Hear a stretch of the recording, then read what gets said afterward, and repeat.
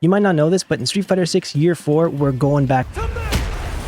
That's right, Luke has gotten a ton of buffs in this new season patch. Right now, Luke is #1 on the Legend leaderboards for online, so there's definitely something going on with this character and these changes. And a ton of old players, Japanese pros, American pros, I'm not going to name the names. If you know who they are, you know who they are. They're all coming back to him because of these buffs. Now, you might not know what these buffs are, so really quickly, I'm going to break down what changed this way. If you guys are interested in playing Luke or you're fighting against him, you'll know exactly what's going on and you'll have a better understanding of the character. Alright, so the first big change is Luke's crouching medium punch. Now, this is a little bit hard just by looking at it, but they actually just gave it one more active frame. And in case you're not too good with frames, that just means it stays on the screen for one frame longer. It's more active. Now, this might seem really small, but it's actually huge because it buffed one of his main combos and the pressure that he gets after it. So here's a quick B&B that Luke always wants to go for, this perfect knuckle into whiffed elbow into his crouching medium punch. So now he's +3 after that. Now that might not seem like such a huge deal, but it really is because +3 gives him better pressure options. So here, if the defender decides to push a crouching light punch because Luke's outside of throw range, he might want to walk in for a throw, so you might want to jab to stop him from doing that. He can get incredible punish options. There, that's going to give you a counter hit +7. He can root into whatever combo he wants, maybe an OD knuckle, something like that. But now he's not going to trade against 4 frames with his crouching medium punch because he's 1 extra frame plus after that. And also because he gets better combos and he gets better punishes when you decide to push a button, that kind of helps people kind of like not want to push, which opens up his throw game more. So doing something like this becomes a lot better for Luke and a lot more easy to set up because the opponent is scared to push buttons. Alright, now the second big change that Luke got was his medium punch target combo, this thing, but only on punish counters. So here they kind of like fall to the ground normally, and if I try to do a level 1 after, it doesn't work. But for some reason they gave this special punish counter option, so if you get a punish counter on this, you can hit confirm it. Now they kind of do an air spin there. Well, now Luke can link a level 1 mid-screen for almost 30% damage, and that's pretty huge because this is a big like whiff punish button, a big like punish counter button, easy to push, not too much risk in neutral. Now he gets extra reward for like whiff punishing you and hit confirming this. You can get heavy DP meterlessly in the corner, a couple other things. He gets good knockdown after that, +29, gets really good setups. So it just opens up his game after he lands that. And again, just a reminder, this is only on punish counter. If I try to do the same combo, even with a light DP, it doesn't work in the corner. So it has to actually be a whiff punish or a punish counter, but it just kind of boosts Luke's neutral game, which is something that he's really strong with because he kind of is a Shoto. On to change number 3, and this one is huge for Luke, and Luke players are going to love this one. They made Luke's standing heavy punch to medium punch sandblast a true string, which means you can't push buttons between it. You see how Ryu is kind of like pushing a crouching jab here? That means he can attack. Look, the jab comes after medium sandblast. Now, this might not seem so big for you if you're not a Luke player, but I'll show you why this is a huge change. First of all, he gets guaranteed almost 1 full bar of drive gauge chip with this.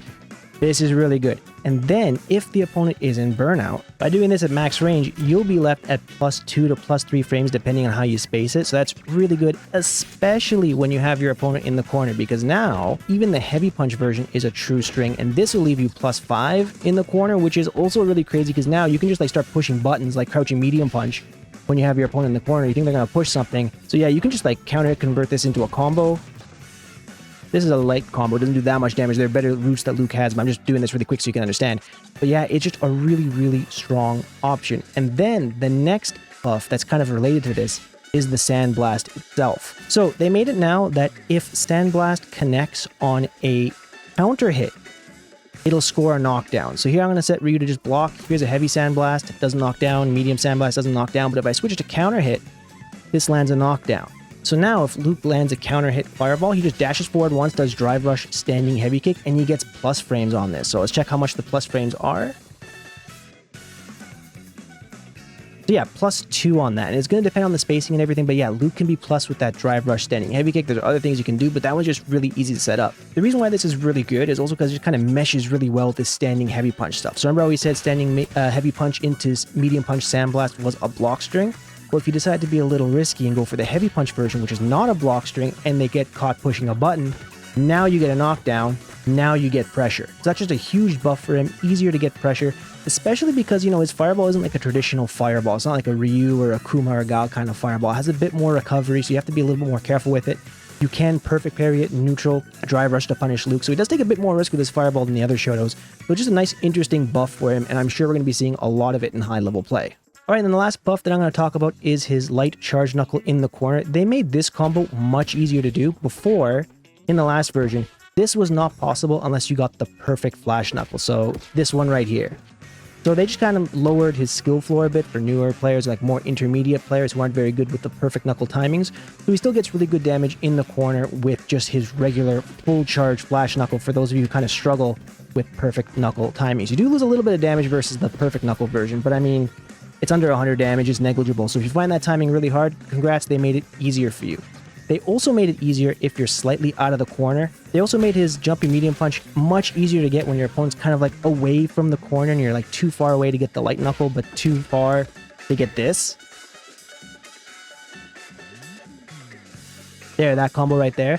That does 3,550 damage. It's a lot of damage, and they just made that easier to do. It's more consistent.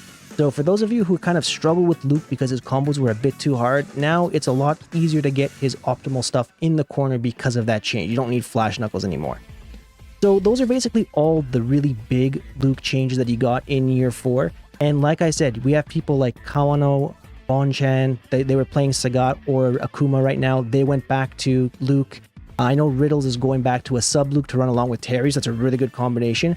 And yeah, there's just a ton of pros who used to play this character back when he was really, really top tier in Season 1, and they're coming back to him. Now, we're still within like week 1 of release of the patch for year 4 for this, so it's yet to be seen whether this character is actually going to have an impact in tournaments, but he's definitely much stronger than he was in the previous version, and probably the strongest he's been since year 1. So if you're a Luke fan, and you maybe dropped him along the line, or you're still playing him, but you weren't really happy with how he felt, you guys are going to be in for a great time because I think his changes really help this character. So give him a try. If you haven't, try him out. I've been trying him for the first time this week. I've been playing him for 2 days now.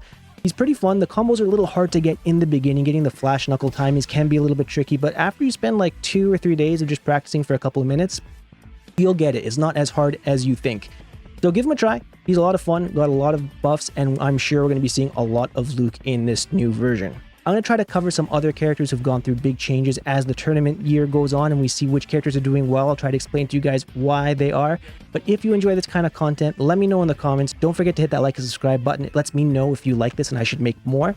But anyways, that's it for today's video. Thank you all so very much for watching, and I'll see you in the next one. Peace.